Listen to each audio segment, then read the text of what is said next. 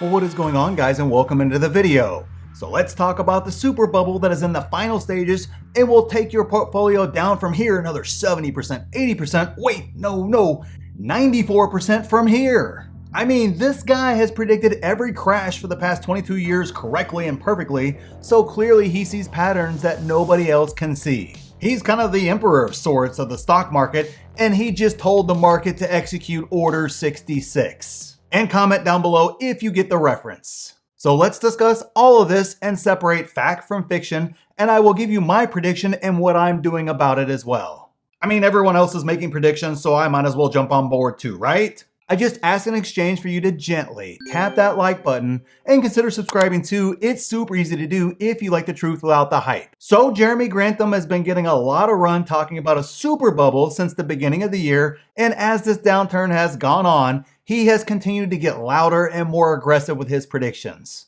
And now he is saying that the super bubble is entering its final stage before melting down everything and creating an epic finale. I mean, he was right in 2000 and 2008, right? So he must be right now. I mean, that track record and timing is impeccable, and he has been right so far this downturn as well, so he must be right again, right? I mean, clearly this guy is right all the time. Well, this is where watching the news or YouTube instead of doing your own investigating has slightly misled you just a bit into maybe might not be the right answer. I know, shocking that the media or YouTube would have a bunch of misinformation or just poorly sourced information on it. I mean, I don't think it's intentional from a lot of those folks. Some of them it is intentional, some of them it's not. But I know it's not really shocking. First, he's what's called a perma-bear. And what does that mean exactly? It means he has been bearish on the market every year since, well, and now that I think about it, since the 1980s. Look at this chart right here. I would say the stock market seems to have done quite well, and being bullish every year since the 80s has been a far better bet than being bearish every year since the 1980s. But, let's not let facts get in the way of another fear article, and besides, this time it's different and this super bubble is clear as day. The problem? He has been predicting the market has been in a super bubble every year since 2011.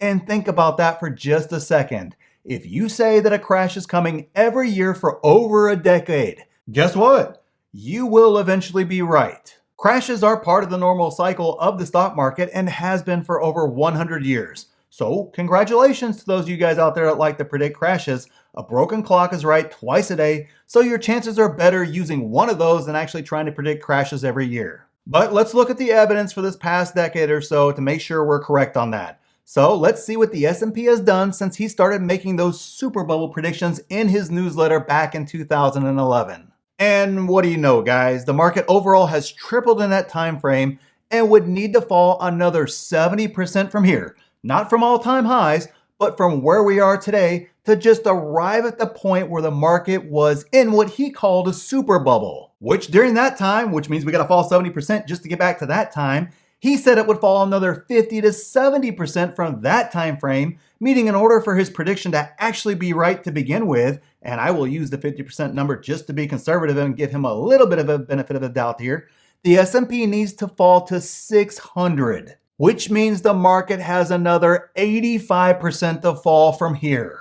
Does anyone in their right mind have the S&P falling to 600? It's just ridiculous, but here we are listening to the guy, and some are hailing him as a genius. And if you listen to him starting back in 2011 instead of buying an index fund, you missed out on tripling your money. And if you didn't buy Tesla in 2011 because you had listened to him, you missed out on buying Tesla at under $2 per share, or you missed out on not just a 3x like you got with an index fund, but you missed out on a 150x on your money. Okay, so maybe Tesla was too speculative for you back then. I get it, I got it. But if you didn't buy Apple either in 2011 because you listened to him, you missed out on buying Apple for $12 per share and missed out on another 15x on a stock.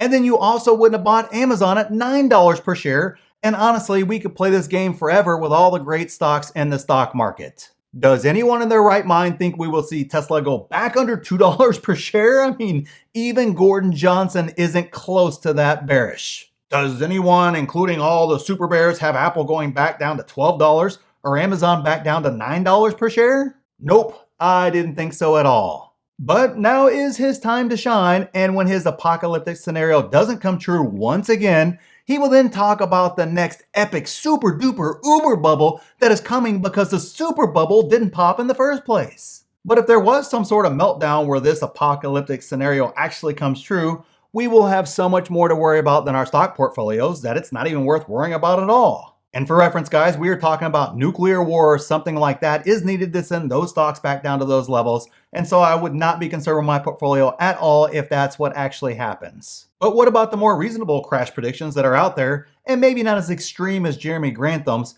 And what about my predictions that I promised to finally make for you guys too? Well, there was some spirited discussion in my group for more than a week now on several prominent folks on YouTube and the investing world making predictions and guesses. And so we kind of worked through each one of those cases and what was real and what wasn't.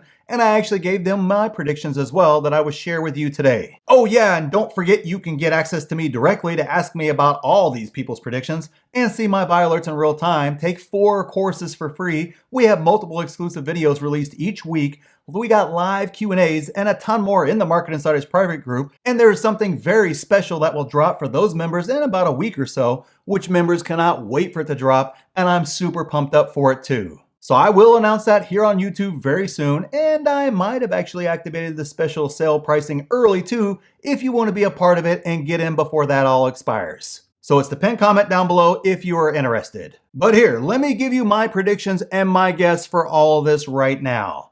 The Fed and the US government, both parties, not just one party or the other, but both of them, they will both make sure that rich people stay rich and won't lose too much money. And the vast majority of the rich people's wealth is in the stock market and real estate. So guess what asset classes will get support, special treatment, and maybe a completely new Fed tool that nobody's heard of, just like quantitative easing was when the Fed created it during the financial crisis to save real estate and the stock market because interest rates at 0 wasn't enough to save them. So how do I plan to take advantage of this situation? First, I will ignore the noise and stick to my plan. Crashes are where fortunes are made, but nobody knows where the bottom is. I mean, was it June? Is it coming 6 months from now? 3 months from now? 18 months from now?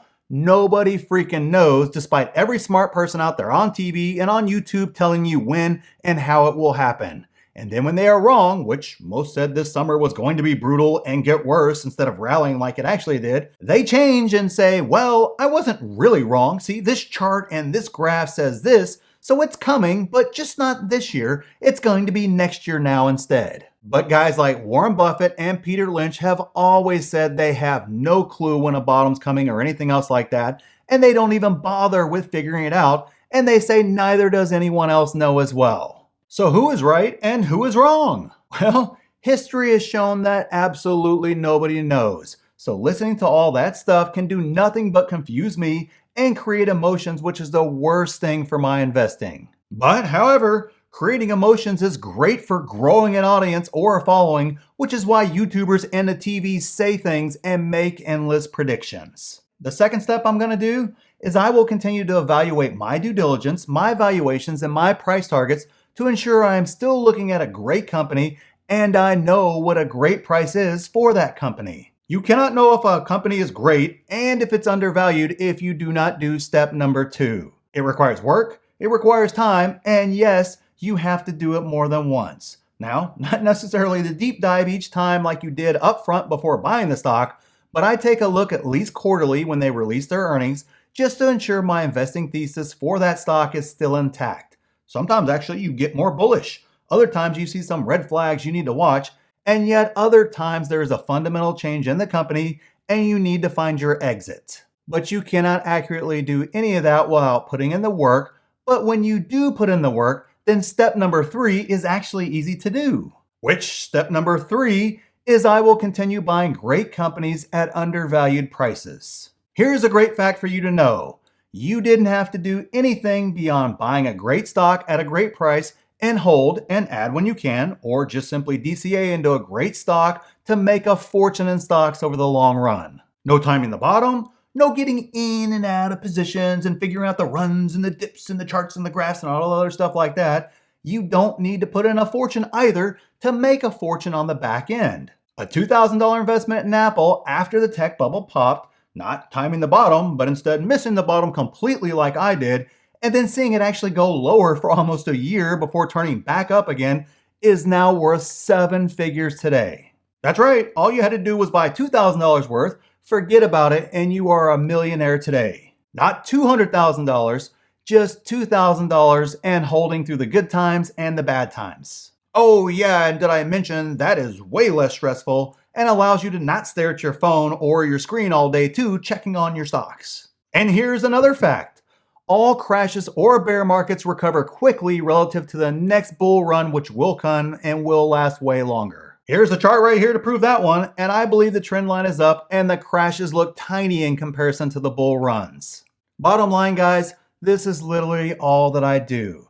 No fancy formulas or trading systems or software or secret insights or trading tips or anything else like that. And it worked for Buffett and Lynch and every other great all-time long-term buy and hold investor. So I will continue to implement this strategy and stay focused and enjoy these times instead of fearing them, because this is where fortunes are made. So hopefully this was helpful. And if you don't know how to get a price target or how to do evaluation and want a step-by-step process for doing that, building wealth, and you want direct access to me and much more, remember to check out the pinned comment down below to become a member and at least look at everything you get. And click this video here for the stocks I'm still buying in this market, and click here for exactly what I'm doing to make huge money in this market. So thanks for watching, and we'll see you in the next one.